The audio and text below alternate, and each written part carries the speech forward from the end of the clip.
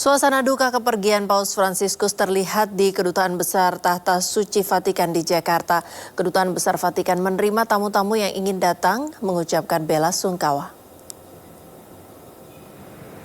Bendera setengah tiang tanda duka cita terpasang di Kedutaan Besar Tahta Suci Vatikan di Jalan Medan Merdeka Timur, Jakarta Pusat. Sejumlah karangan bunga bela sungkawa juga terlihat di halaman Kedubes. Di antaranya datang dari Presiden Prabowo Subianto dan Seskap Teddy Indrawijaya. Kedutaan Besar Tahta Suci Vatikan di Jakarta membuka pintu bagi masyarakat yang hendak mengucapkan bela sungkawa mulai hari ini hingga hari Kamis nanti. Tamu-tamu dapat menuliskan pesan duka cita dalam buku tamu yang disediakan. Salah satu tamu yang hadir adalah Menteri Agama Nasaruddin Umar. Menak menyebut berpulangnya Paus merupakan kehilangan masyarakat dunia akan sosok Bapak kemanusiaan. Bagaimana di dalam? Ya baik ya, kami datang ke sini ya sebagai Menteri Agama Republik Indonesia dan juga sebagai Imam Besar mewujudkan rasa empati kami sebagai warga bangsa Indonesia yang ikut prihatin dengan berpulangnya atau perginya seorang bapak kemanusiaan yang sangat konsen terhadap kelompok-kelompok marginal, yang sangat konsen terhadap anak kecil, sangat konsen terhadap kaum duafa, sangat konsen terhadap kaum yang tertindas. Untuk mengetahui bagaimana situasi terkini di kantor Kedutaan Vatikan, kita telah terhubung dengan rekan Hadisti Arifa di sana. Hadisti, selamat sore. Apakah Kedubes Vatikan saat ini masih terus didatangi umat yang hendak menyampaikan bela sungkawa atas wafatnya Paus Fransiskus? Ya, baik, selamat sore Priska dan juga pemirsa. Benar bahwa di gedung Kedutaan Besar Vatikan untuk Indonesia yang berada di Jalan Merdeka Timur, Gambir, Jakarta, ini juga masih diselimuti oleh suasana duka atas wafatnya Paus Fransiskus pada Senin pagi kemarin. Dan hari ini Kedubes Vatikan membuka pintu secara umum atau secara publik bagi masyarakat yang akan mengucapkan bela sungkawa dan juga doa terbaik tentunya kepada mendiang Paus Fransiskus. Dan dapat dilihat Priska dan juga pemirsa di layar televisi Anda, di belakang saya saat ini adalah antrean daripada masyarakat ataupun juga khususnya umat Katolik yang tengah berduka atas kehilangan sosok pemimpin umat Katolik dunia Paus Fransiskus, di mana mereka secara bergantian masuk ke dalam gedung Kedubes Vatikan ini untuk nantinya menuliskan pesan duka cita, rasa bela sungkawa dan juga tentunya doa untuk mendiang Paus Fransiskus. Adapun untuk pembukaan gedung secara publik ataupun secara umum ini terbagi menjadi dua sesi, yakni pada tadi pagi hari sekitar pukul 10 pagi hingga pukul 12 siang, kemudian dilanjutkan pada siang hari pukul 2 siang hingga pukul 5 sore hari ini. Dan bisa dilihat Priska dan juga pemirsa, kalau kami bandingkan suasana sore hari ini dengan beberapa waktu yang lalu, memang ini sudah mulai berangsur sedikit gitu masyarakat yang datang, karena memang mereka tadi sudah lebih dahulu masuk ke dalam menuliskan pesan-pesan duka citanya, rasa bela sungkawa, dan memang ini sudah mulai mendekati pukul 5 sore, artinya memang untuk sesi terakhir pada hari ini sudah akan ditutup, sehingga untuk masyarakat yang hadir pun sudah tidak begitu banyak pada sore hari ini.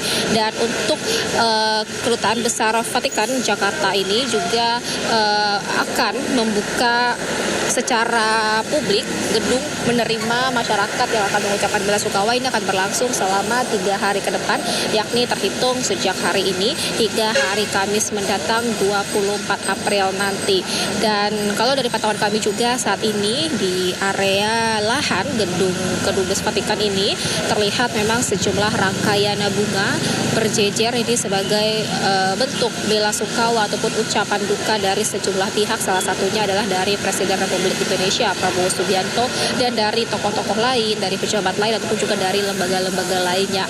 Kemudian juga bendera setengah tiang ini juga masih berkibar sebagai bentuk tentunya penghormatan terakhir, dan juga bagaimana suasana berduka, suasana berkabung ini masih begitu terasa di gedung Vatikan, gedung Kedubes Vatikan Jakarta. Meskipun begitu, nantinya untuk tamu yang hadir ini masih terus dipersilahkan hingga 3 hari ke depan, terhitung hari ini hingga hari Kamis nanti. Dan untuk sesinya pun masih sama, akan terbagi dalam 2 sesi. Sesi pagi hari pukul 10 hingga pukul 12 siang, kemudian pada pukul 2 siang hingga pukul 5 sore.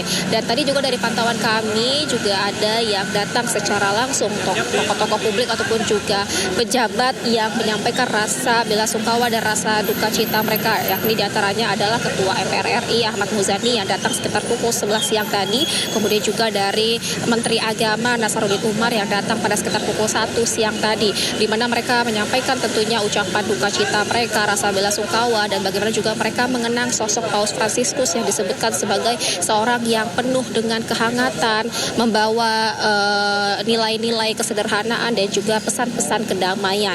Dan tentunya hari ini juga kami masih memantau seperti apa suasana di sini, bagaimana apakah masyarakat akan terus berdatangan atau seperti apa, atau akan masih adakah pejabat-pejabat lain yang akan hadir untuk secara langsung mengucapkan pesan duka cita ataupun juga bela sungkawa mereka. Sementara begitu, Priska, dari Kedubes Vatikan Jakarta. Ya, terima kasih Hadisti Arifah melaporkan langsung dari Kedutaan Besar Vatikan Jakarta. Selamat bertugas kembali. Pemirsa, umat Katolik di Gereja Katedral Makassar menggelar doa khusus yang dipersembahkan untuk Paus Fransiskus. Doa bersama ini untuk mengiringi wafatnya pemimpin umat Katolik sedunia. Kegiatan doa pagi tadi diikuti oleh pengurus Keuskupan Agung Makassar dan karyawan Gereja Katedral. Doa ini bukan hanya sebagai bentuk solidaritas, tetapi juga sebagai wujud kasih dan kepedulian umat Katolik terhadap Paus Fransiskus. Selain doa pada pagi hari tadi, nanti malam juga akan digelar misa yang akan dibuka untuk umum bagi umat Katolik Gereja Katedral Makassar. Nah, sambil tentu saja berdoa untuk keselamatan kekal dari mendiang Bapak Suci. Sekaligus juga ada maksud agar warisan kemanusiaan yang ditinggalkan oleh mendiang Bapak Suci dapat dilanjutkan, dapat kita perjuangkan bersama untuk. Pemirsa, Paus Fransiskus adalah Paus ke-266 dalam tahta suci Katolik Roma. Sepeninggal Paus Fransiskus, Dewan Kardinal akan melakukan pemilihan Paus yang dikenal dengan konklav untuk memilih pemimpin umat Katolik dunia selanjutnya. Dan berikut adalah informasi proses konklav.